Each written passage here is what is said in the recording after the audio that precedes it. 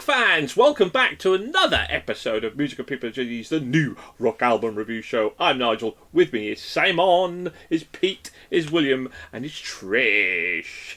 So, we are reviewing the latest rock albums, all released from June or beyond of 2025. Yes, 2025. We're halfway through the year. And today's offering is, again, another Pete. Put this one forward. Shadow Intent with Imperium Delirium. We're going to start with Simon on this one then. No, Simon, had you heard of this band before? Is this, how would you describe them? What do you think?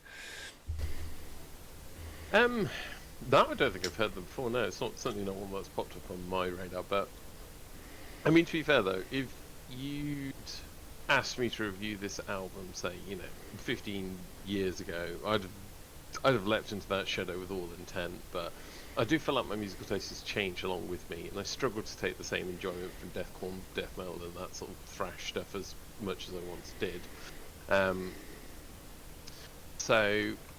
Yeah, I want to sing along to epic ballads of distant fantasies or growl out my angsty emotions and not try to decipher the intent behind the masterfully played double bass and guttural screaming that's coming at me. The band are doing what they do well. I did enjoy listening to, like the Faceted Propaganda was a particular track I really enjoyed. But the album overall for me, it just didn't do enough to stand out from other death bands. It wasn't as ludicrous as old school classic Children of Bodom or the absolutely insanity of Berserker and stuff like that. So it's also, I just don't feel like it's my style anymore. Stupid inevitable march of time, but I just felt like my own enjoyment has changed. So yeah, there you go. Wow. Trish, now you have been on a journey and you've gone down and metalcore has become part of your DNA. How about doom metal? Okay. Go on, Trish. I'll win it. Whilst I've grown to like and at times love metalcore, even death metal, this album is a bit overpowering and overwhelming for me, as it is full on, and I couldn't understand a single word being sung, growled, screamed, in all honesty. Plus, all I could think of was the film Gremlins, when the other less growl vocals were being implemented into the tracks like a little monster voice. I did give the album a couple of listens at various times to see if my perspective on it would change, but alas, this was not to be. But I did give it a go. My mark will be based on the pure fact alone I like the Gremlins film franchise, to which one vocal resonated that for me, but as for listening to it as an album, it left me perplexed, if nothing else. Oh, well, go into our own Mowgli, who I reckon if you feed him after midnight might turn into a gremlin. Look at him. He's like, don't feed Will after midnight, I would say. William, was this your cup of tea? Oh, yes. This was... you and Pete just get a room, why don't you? This is absolutely phenomenal. Every song in this album is back-to-back 10 out of 10 bangers. They are, it's so good. Everyone just punches you in the face with incredible screams, great growls. The theming of all the songs is awesome, I believe. So another reason to like them is Shadow of Intent is the name of a ship from the Halo franchise and named after a Halo level. The band was founded about Halo. All their first 3 albums are about Halo, which is cool. It's awesome. A lot of this album seems to be themed around modern conflicts and the whole Russia situation, all that, and talking about that, raising awareness.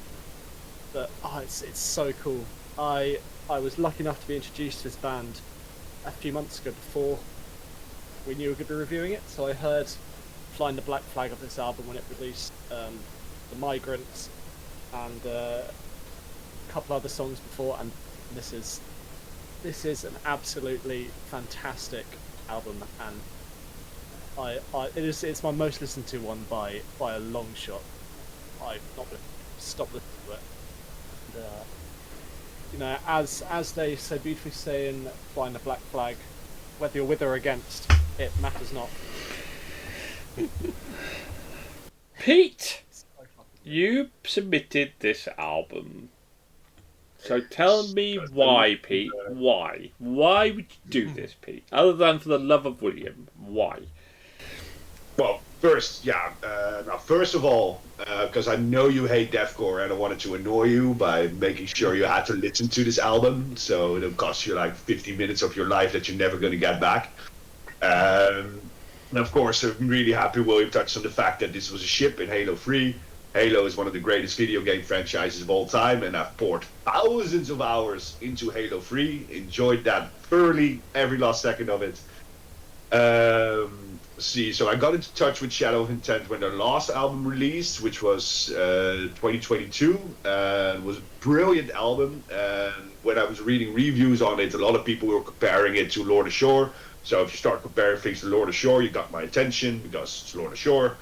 That album also ended with a trilogy of songs, just like Lord of Shore's album Pain Remains. So yeah, a lot of similarities also in the black and deathcore genre. The guitarist of this band is also the guitarist of Currents. Now, if you've not heard of Currents, give them a listen. They're really great metalcore bands. You'll love them, Trish. Currents, if you've not heard of them, give them a listen. But yeah, so of course, Elegy being the first album I've listened to of this band, I'm going to compare it to that. And it does not live up to the last album. Like, this album is good. It's really great, but yeah, just not like the last one. And so the singer of this band is what really stands out to me, because he's got one of the heaviest voices in deathcore. Like, to me, if you ask me, like, all right, what are some heavy voices in deathcore, I'm going to tell you it's Alex from Slaughter to Prevail, it's Phil from Whitechapel, and it's this guy. Those are, to me, the top three. But the danger with that, if you've got such a heavy voice and such heavy music, is that it all becomes this one big wall of sounds that just all blurs together. Like, when you listen to this album back to front, it's kind of hard to distinct different songs from each other, which I didn't have on Elegy, but I do have with this album, and that's a bit of a bummer. There are a few great songs on this album, definitely. There's one with Corpse Grinder on it featured, which is brilliant, like Shadow of Intent and Corpse Grinder. How heavy can you get? But yeah, so all in all, it's a good album, not as good as Elegy, not by a long shot, and a bit of, like I said, it just kind of all blurs together into one violent wall of sound, I'd say, which is not necessarily a bad thing, but also not necessarily a great thing. I love the fact you remembered the name of two of the three bands, but not this guy's name. You remember Phil's name, and you named the other guy, but you couldn't name this guy. And this guy! And this guy! So, oh, God. Was there anything redeeming about this album in my wheelhouse? Absolutely not a bloody thing. Not one thing could I possibly have a redeeming. You know what, actually, Pete, you summed it up. It's just a white noise. It's just white noise. It's just absolutely shite. Oh, for me anyway. I appreciate you guys love it, but for me, oh my God, I couldn't ask. You're absolutely right. It's 50 minutes of my life that will go back. I don't think I lasted 50 minutes. There was just nothing I could get a grip on. There was nothing that I could, like with some of the metalcore, I can, listen to some of the music and I can enjoy some of it. But this just no. If you like clean vocals and you like the things that I like, you will absolutely hate this album. But if you like doom metal, then you're going to absolutely love it. But no, there was no clean vocals, not an inch, not a sliver of a clean vocal in this whatsoever.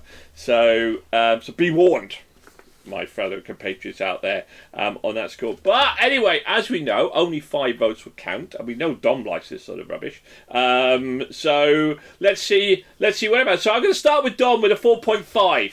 There we go. We're going to start in positive fashion. Dom, give this a 4.5. Very, very good. He obviously loved it. Simon. Yeah, no, got a 2 from me. Trish. Give it a 1. Gremlins. It got a very rare 0 from me. a very rare. I rarely do I not give any points at all to an album, but for me, it got a 0. So let's try and finish. In positive fashion. Pete. 4. Okay, and William. A strong and very well deserved 5. 5. Oh. Bravo. So at 16.5 average, an average of 3.3. So not terrible.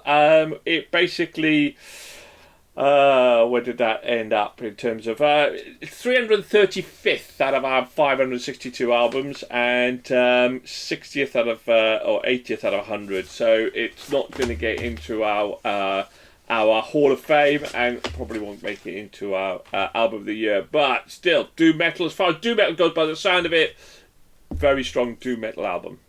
It's called deathcore, Nigel, not doom metal.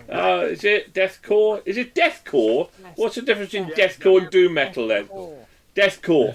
Thank you. Well, I wish I was dead. Tell you what, listen to this. But anyway, there we go. Anyway, thank you very much to my wonderful panel, to Simon, to Trish, to William, and to Pete. And if you like deathcore, crack on! Bye for now!